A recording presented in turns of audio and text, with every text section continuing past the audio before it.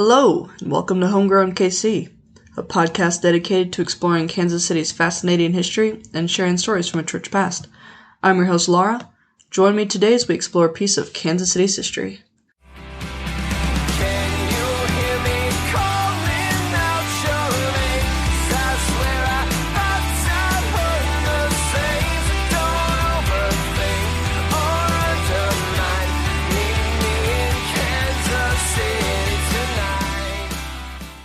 Welcome back, listeners. Happy New Year. It is 2022. This pandemic is just the gift that keeps on giving, isn't it? But let's not get into that. Thank you for returning for the completion of this topic and series. I apologize for the delay, but to be honest, I kind of feel like y'all should be used to it by now. January is a difficult month to be productive in, so I have been working really hard. This episode's coming out now, and I expect the next episode, which will be the final episode of this topic and series, will be out by the end of the month or very early next month. This is topic 3 of the Nelson-Atkins Museum of Art, part 7 of series 4, Treasures of Kansas City. If this is your first time listening, then welcome. I'm so pleased that you decided to check it out. But please pause and go back and listen to parts 1 through 6 first. It'll make a lot more sense. And then, if you enjoyed all of that, I hope that you will also listen to topics 1 and 2 of this series, which were the Western Auto Building and the Country Club Plaza. If you have listened to the entirety of this saga, then thank you for your perseverance. It's been a journey. Here we go. Let's just dive in. Recap. Mary Atkins and the entire Nelson family left money in their estates for the creation of an art museum in Kansas City in the early 1900s. These various estates finally all got together to plan a single museum, which opened in December 1933. Several of the museum's first employees were members of the Monuments Men and Women during World War II, so I had a whole episode dedicated to them. But that meant that in the 1940s, the museum was run by some badass ladies while the men were overseas at war. Also, they are fully covered. The 1950s saw the museum's 25th anniversary and the expansion of several of its programs. Continued to thrive in the 60s and 70s. 1977 saw the retirement of Lawrence Sickman, who was the second director of the museum. And it saw the rise of Ralph Coe as the third museum director.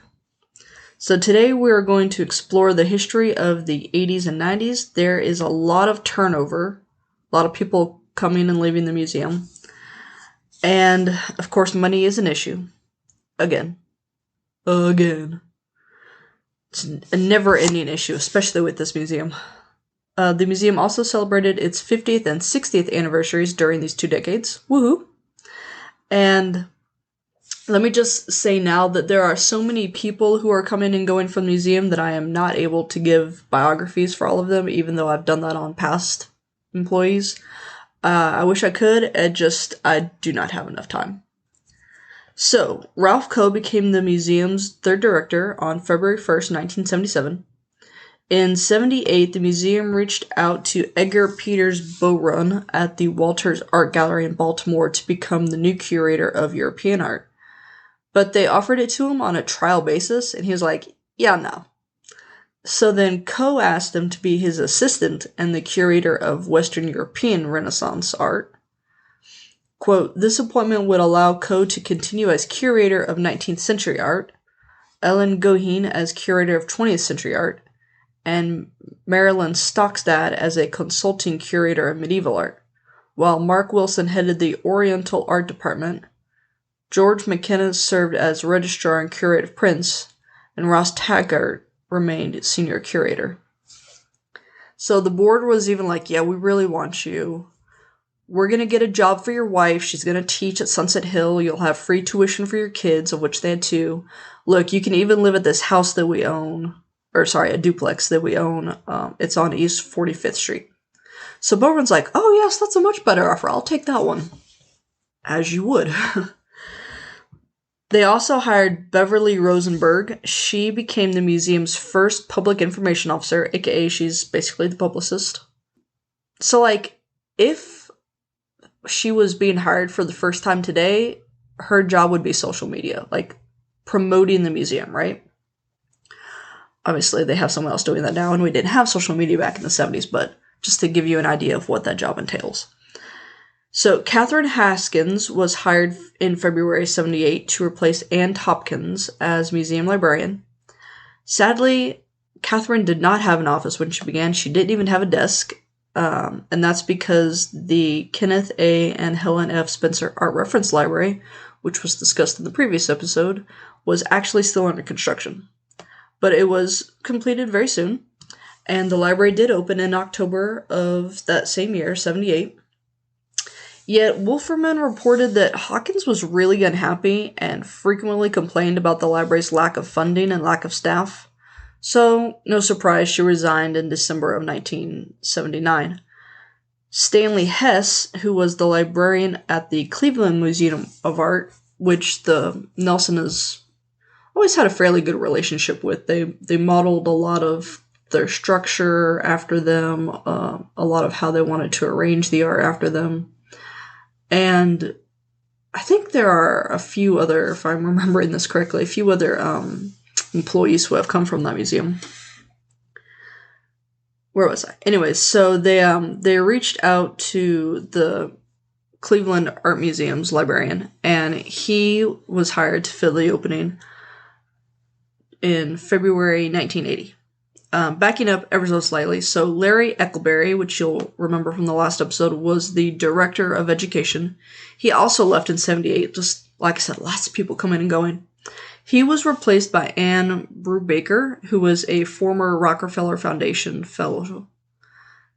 Mr. Milton McGreevy, a university trustee for 31 years, retired in 1980, and Donald Hall of Hallmark Cards, dude will have his own episode someday, was selected to succeed him.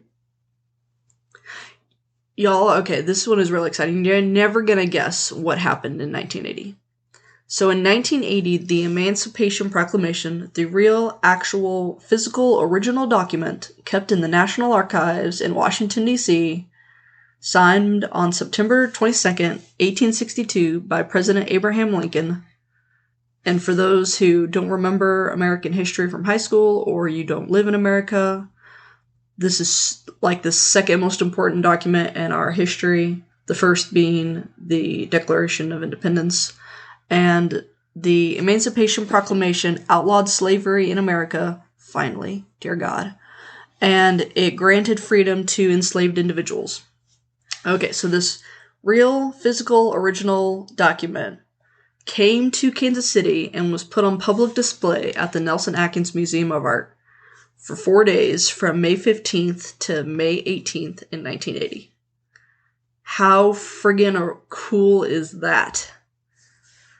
That would be just like if all of a sudden the Declaration of Independence came. It's just, wow. It was arranged by Director Coe and Horace Peterson, the founding director of the Black Archives of Mid-America, which are also in Kansas City. And that place is super cool. If you ever come visit Kansas City, please go check it out. The current director is Dr. Karma. I spoke with her in February 2020 for Black History Month. She is so passionate about the work they're doing there, and it's incredible. So please go if you live in Kansas City, or if you come visit Kansas City, please go. All right. So, back on track. Get this. Quote, although the university trustees recognized that the curators were overburdened and that the museum required more staff, by the end of 1978, their funds were so stretched that they began to seek a way to reduce personnel. End quote. That is so frustrating. I know you have to balance it, but come on. Look, we got this in my day job, all right? My coworkers are always like, I'm overworked. I need more people. And the owners are like, we don't have money to hire more people. And we're like, yeah, you do. Anyways, it's so frustrating when they're like, you're overburdened. Let's get rid of people. So first they want to get rid of Taggart's assistant, because Taggart only runs 3 departments, the Ancient World, Decorative Arts, and American Art. He can totally do that on his own, does not need an assistant. And Goheen and Rosenberg, They don't need to share that secretary. We can get rid of her. And despite this, we can still give Code, Taggart, Wilson, and Bowrun, the new one, a raise. Oh yeah. Yeah, we can raise them. And we can fire everybody else. It's cool. Alright, and Gohan, we can give her a raise too. But she's a woman, so she gets way less than her male counterparts. In an effort to relieve some of the growing tension, because everyone is complaining now, including the department heads and the curators, the board hires Arthur Frantzeb. Hang on, I didn't say that right. Frantzreb. It's Frantzreb. He's a consultant. They hire him to come in, and for like a year, he talks to everybody. He looks over all the books. He does his research, right? He comes up with 5 suggestions to help this. 1, create an accurate description of each job. Because right now, everyone's like, well, I just do it. Well, what about this? Oh yeah, I do that too. Well, what about this? Well, they'll do it, or it's whoever's available, right? That's basically the situation. So create an accurate description of jobs. Number 2, create an internal planning committee, to study the role, mission, and future direction of the gallery. We need to make sure we're on task, y'all. Number 3, reorder museum finances, obviously. Number 4, hire a director of resource development.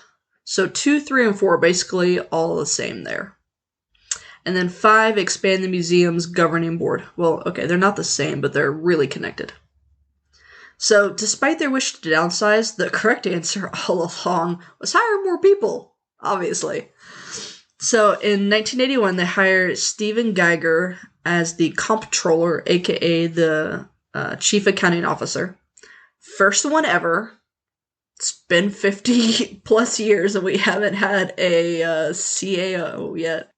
They also hired a business manager and they established a business office. Again, I can't believe that it's taken so long. So the money had always been handled by the 3 university trustees that were created by Mr. Nelson's original will. But the museum actually took the will to court. Again, I mentioned that once before. And the circuit court, again, sided with the museum. Maybe it's just me, but that seems like really extraordinary that they're like, oh yeah, we can dismiss this part of the will. Not once, but twice. But the end result was the creation of this business manager, so that control of the finances were not solely with the university trustees. So they hired Roger Van Wagner as the first business manager. Wolferman doesn't mention it at all, but to be honest, I kind of feel like the university trustees were probably not happy with this. I feel like they probably would have wanted to keep control of the money, but it's better that they don't. Also in 81 was the creation of the Resource Development Office, led by new hire Lancey Holmquist. We had a couple of retirees in 81. Bowrun, who we had just gotten, he left the museum to become museum director at the North Carolina Museum of Art in Raleigh. Ellen Goheen, who's been there for 30 years, a long time. She retired, but then kind of not really, because she came back part-time to be a senior lecturer and program coordinator at the education department. So, at my day job, that happens a lot too. I'm in my 70s. I'm going to retire, but I'm going to work part-time. And that sucks, right? First of all, you shouldn't have to work every day just so that you can pay rent into your 70s and 80s. You should be able to retire when you're young and have the physical energy and health to enjoy retirement. So, you should be able to retire in your 50s, I would say. Or at least in your early 60s. Like it used to be. It was like that when I was a kid. Anyways, I'm getting off topic. I'm sorry. It's a major pet peeve. Where are we? So, George McKenna, who has been there Oh, he joined in like the 40s. He's been there a long time, maybe the 50s. And he's been registrar this whole time. He also, his job changed. He didn't retire, he just changed. He became the full-time curator of print drawings and photographs in 1981. So kudos to him. That's awesome. They hired Jay Gates, who was the former director of the Brooks Memorial Gallery in Memphis, Tennessee, to be Director Coe's assistant. Nancy Holmquist, who had just become the director of development, she only stayed for about a year. And then in 82, she was replaced by James Forbes. Also in 82, Roger B. Ward joined the museum as the curator of European painting and sculpture. Ward was a graduate of KU and had earned his PhD at the Courtauld Institute at the University of London. It's a Courtauld.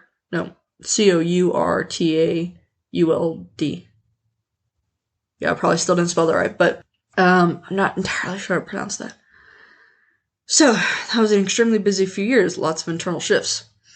Now, Coe, according to Wolferman, quote, although he was dedicated to the Nelson, he super was, he was perhaps not the best administrator, end quote. And yeah, let me say that there is a specific skill set required to be a, not just administrator, but a museum administrator. The board fired him in 82. He's only been director for like 4 years, but he was so dedicated. They told everyone that it was, quote, an extended leave of absence. Yeah, we all knew what that meant. Mark Wilson became the interim director, and the first big credit under his tenure is the museum's name change. So instead of this whole time, guys, I know I've been calling it just the museum or the Nelson-Atkins Museum of Art using its modern name, but this whole time it's actually been two museums, the William Rockhill Nelson Gallery of Art and the Atkins Museum of Fine Art, often just referred to as the Nelson or the Gallery, but it officially becomes the Nelson-Atkins Museum of Art in 1983. And thankfully, he was appointed director, not just acting director, in December of 83. Jay, who he remained the assistant to the director, but he also became the curator of American art. And then that was April 83. So by the end of the year, he's like, peace out. And he goes to the Spencer Museum at KU to become the director. Everybody's like, I like it here. I want to be a museum director, and they leave. He was replaced by Henry Adams. And here we go. Finally, in 1983, we also have the museum's 50th anniversary. Woo! Yay! 50 years is a big deal. This is great. Of course, they throw a giant party, but it's kind of more of a fundraising event than a celebration. In January, they announced that their goal was to raise $50 million. Y'all, that's more money than most of us can even comprehend and visualize. But they called it the Share the Vision campaign. The goal was, quote, to provide income for operations, conservation of art objects, public service, education, and curatorial function, end quote. And Wolferman's like, you know what? At the 40th anniversary, y'all only generated $109,000. So we're suddenly going, 10 years later, we're going to go for $50 million. It's extremely bold. Have to agree. Very bold. But wouldn't you know, they actually did it. They had thought about the campaign and everything, and by the time that they announced it, they had actually already reached almost half their goal. And then during the Labor Day weekend celebration event, Trustee Blackwell announced that not only had they reached the goal, but they had actually surpassed it, and they had gotten $51.5 million. And it's Labor Day. It's only September, so they still have 5 months left. It's impressive. It's very impressive. Ross Taggart retired after the 50th anniversary. He promised he would stay there until after the celebration. He had been at the museum for 36 years. His wife, Kathy, had been the executive secretary of the Society of Fellows for 10 years. And Wolferman didn't say when, but I feel like Kathy retired from that position at least a year, if not more, before her husband retired. And remember, the Society of Fellows is a fundraising arm for the museum.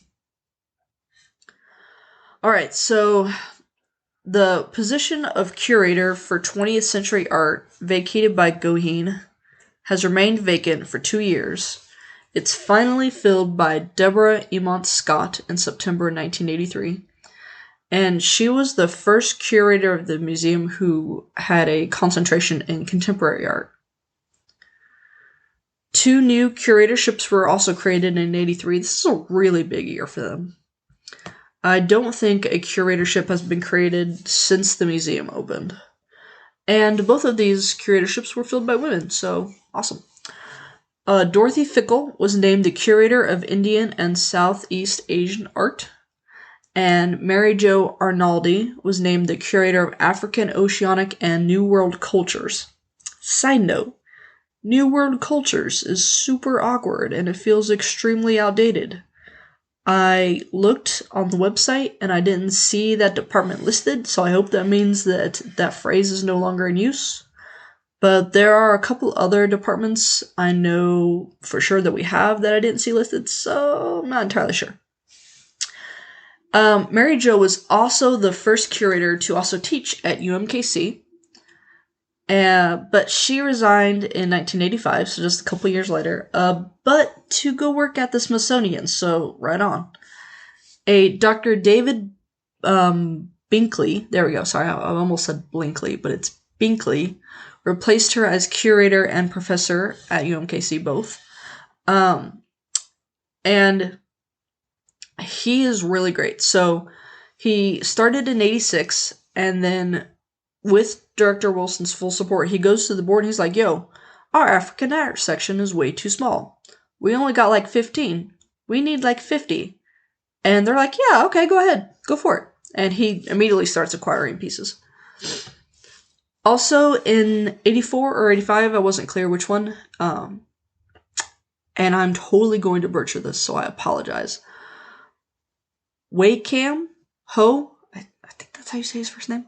Dr. Ho became, or How? No. It's H-O, okay, so we're just going to go with Ho, I'm sorry. It's probably not correct, but I'm not sure how to say it. He became the curator of Chinese art, and Robert Cohen, who also taught at the UMKC, became the curator of ancient art. Sorry, Cohen is the curator of ancient art. He was still a professor at UMKC when I attended, and unfortunately I never got a chance to take a class with him, but I did meet him once when he gave a lecture on the Fauno Rosso. It's the red fawn, a statue from Hadrian's villa in Rome. It came to the Nelson as a part of a traveling display in 2013. And I got to see that same statue again in the Musei Capitolini in Rome in 2015. So that was super cool. Because everyone I was with was like, oh yeah, cool. But I was looking around like, oh yeah, I remember you talked about this and this and this. And it's such a beautiful piece.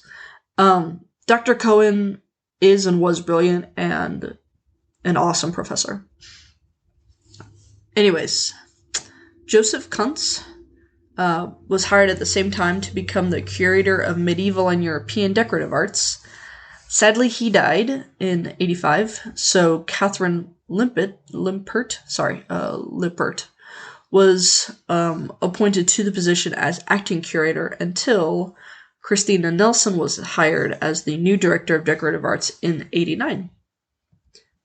Sadly, Lawrence Sickman died in 1988. Even though he had already retired, he was still a part of the museum. He had an advisory role. So it's a big loss for the museum. And just the art world in general. He has such an impact on it.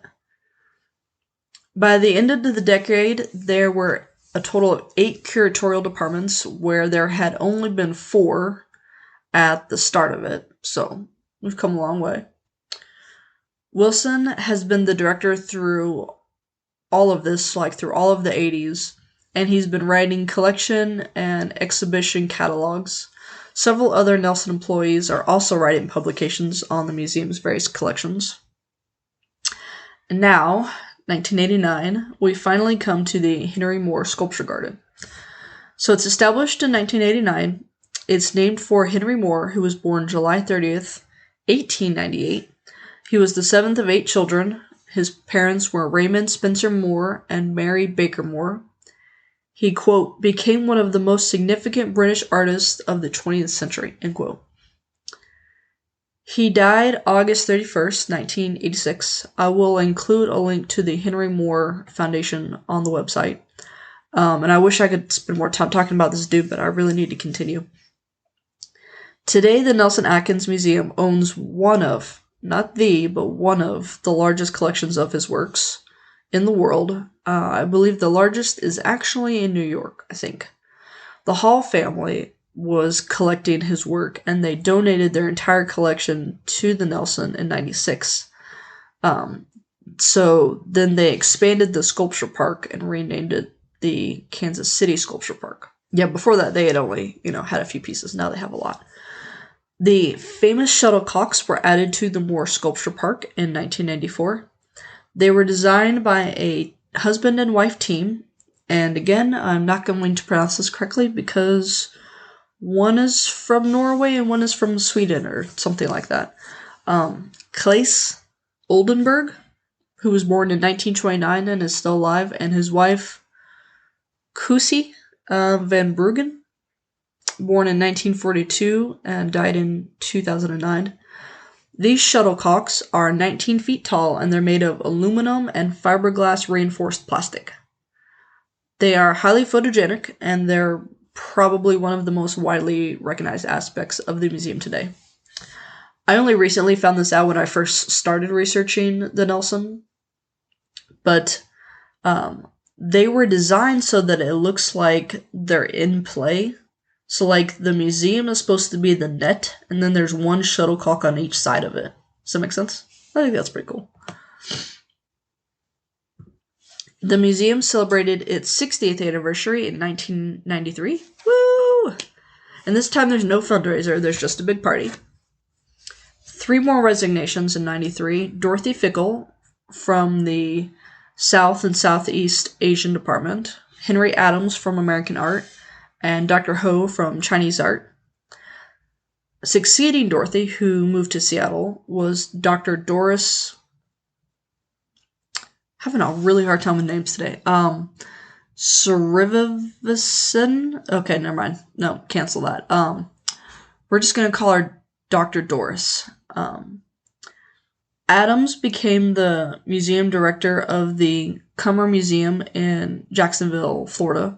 His assistant, Margaret Conrad, became the new curator of Asian art, and Dr. Ho picked out Dr. Yang to replace himself. Wolferman also reports that in 94, Wilson and the trustees began planning more fundraising, again, for various maintenance issues, particularly the roof needed repairs. That will be the end of today's episode. Thank you for joining me as we continue to explore the history of the Nelson-Atkins Museum of Art. I know I still have half of the 90s left, but the 80s were super, super busy, and I just ran out of time. Sources: my main source is and continues to be the Nelson-Atkins Museum of Art, A History by Christy Wolferman. Other sources are the Nelson-Atkins Museum of Art archives, the Encyclopedia Britannica, and the Henry Moore Foundation website. Links. Okay. Y'all, I'm going to post this on the website. The Nelson-Atkins Museum of Art started a podcast in early January. It is now finished. It was only 6 episodes, but it's called A Frame of Mind. It's hosted by Glenn North, who is an award-winning poet, activist, educator, and art executive based in Kansas City. Y'all need to check out this podcast. It is phenomenal. Maybe make sure you listen to me first because his is better, and you probably won't like me as much afterwards. He is currently the executive director at the Bruce Watkins Cultural Center, and he's also worked with the American Jazz Museum and the Black Archives of Kansas City and the Black Archives of Mid-America in Kansas City. So this podcast looks at issues of race in Kansas City through the lens of the museum's history. Please listen to this. Announcements. So I recently checked out my museum stats, and I owe all of you a huge and heartfelt apology. I've not updated it in like 2 years because I was like, nobody cares. But then I saw that a lot of you are actually visiting, so I have already begun updating it. I'm going to continue updating it, and I should catch up pretty quickly. So thank you for visiting. I'm sorry I haven't updated until now. More big news. I now have a newsletter, which you can sign up for through my website, which is homegrownkc.wordpress.com. I'm not going to spam you. You're not going to get an email every day. It's probably just going to be once a month, and it'll announce new episodes that come out.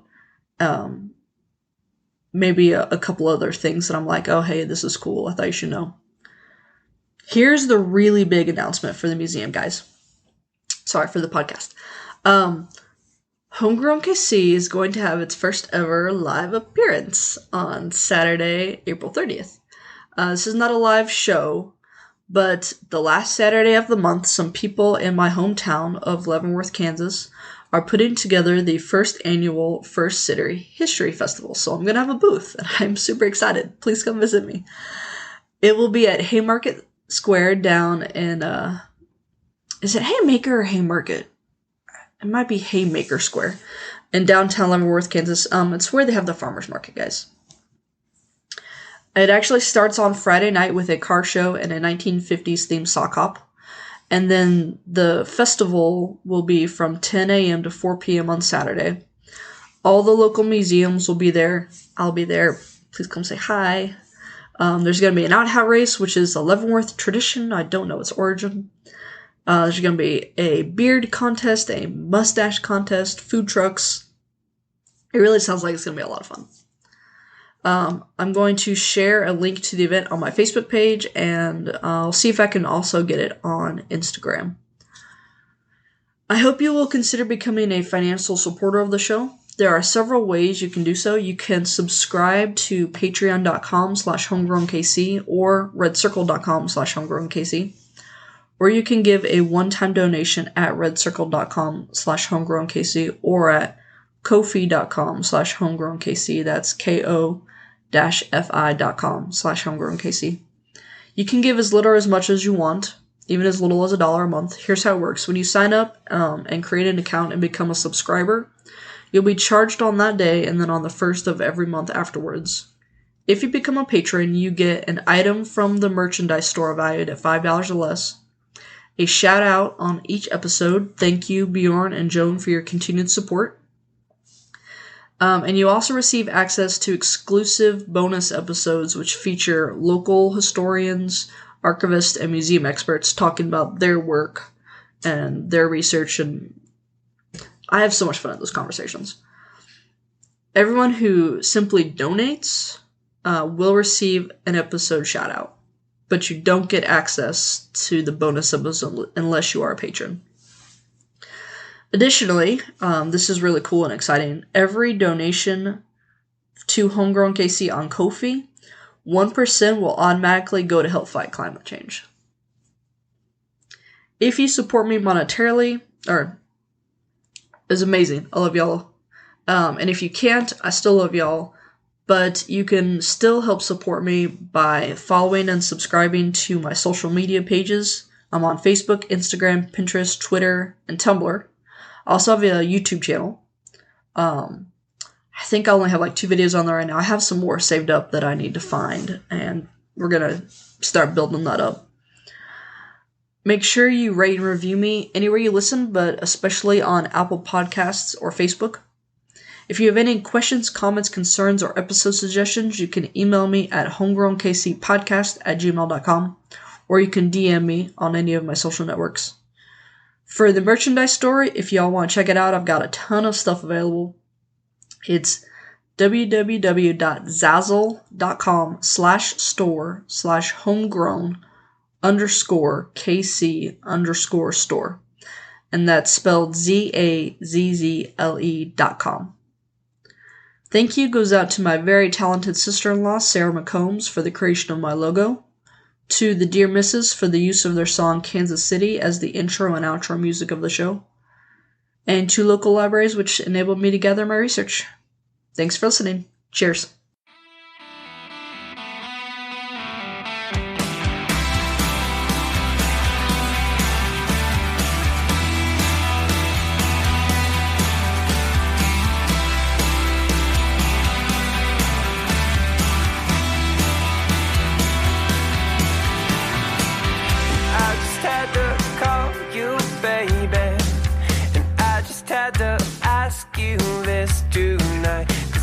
Seem to shake this feeling, and I can't seem to get you off my mind. Thought I lost my